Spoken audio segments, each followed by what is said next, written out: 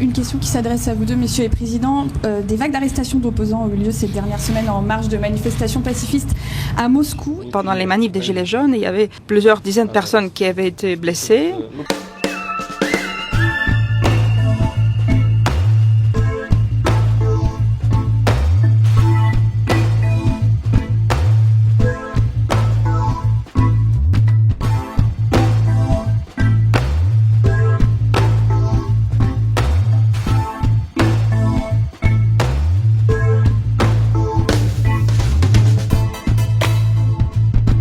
Peut-être que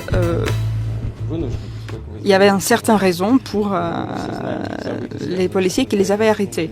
Et d'ailleurs, ça ne se passe pas que en Russie. Je suis invitée par le président français, je suis un peu mal à l'aise en le disant, mais vous savez tous que pendant les manifs des Gilets jaunes, il y avait plusieurs dizaines de personnes qui avaient été blessées. Il y avait des policiers qui avaient été blessés.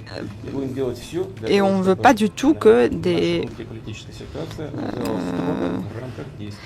événements pareils se passent dans la capitale russe, mais on va toujours respecter la loi. Je suis un peu mal à l'aise en le disant, mais vous savez tous que pendant les manifs des Gilets jaunes, il y avait plusieurs dizaines de personnes qui avaient été blessées. Le président disait qu'il y a eu des manifestations en France qui ont donné lieu à des violences. D'ailleurs, certains manifestants ont eux-mêmes parfois été blessés gravement. Des policiers ont été blessés gravement. Et évidemment, je suis cela de très près et j'en suis préoccupé. Néanmoins, la France a toujours respecté non seulement sa constitution, ses droits, et ceux du Conseil de l'Europe. Et tous les ressortissants français, d'ailleurs, peuvent faire appel devant cette Cour européenne des droits de l'homme et leurs droits seront ainsi défendus.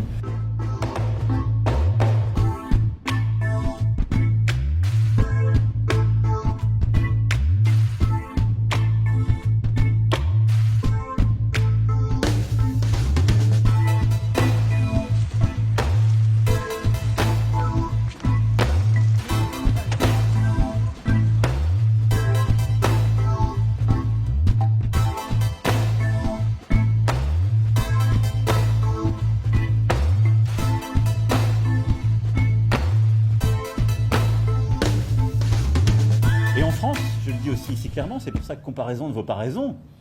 Ceux qui ont manifesté se sont présentés librement aux élections. Ce qu'on appelle les Gilets jaunes, ils ont été librement aux élections européennes, puis ils iront aux élections municipales, et c'est très bien comme ça.